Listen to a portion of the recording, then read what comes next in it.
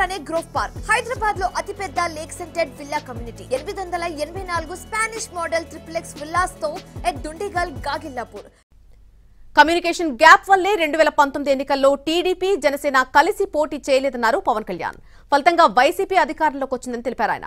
2024లో మాత్రం ప్రభుత్వాన్ని ఏర్పాటు చేస్తామని ధీమా వ్యక్తం చేశారు పవన్ కళ్యాణ్. తీసుకెళ్లలేని లోటు దాని తాలూకు రియాక్షన్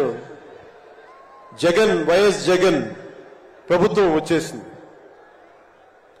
నేను ఏ రోజున కూడా ఒక దశాబ్దం కాలం పాటు చాలా సుదీర్ఘమైన అనుభోగిలో రాజకీయాలకు ఈ ఆంధ్రప్రదేశ్కి కావాలి, నా వంతు కృషి నేను మద్దతు ఇద్దామని ఆ ప్రయత్నంలో మనం మిస్ అయ్యాం. దాన్ని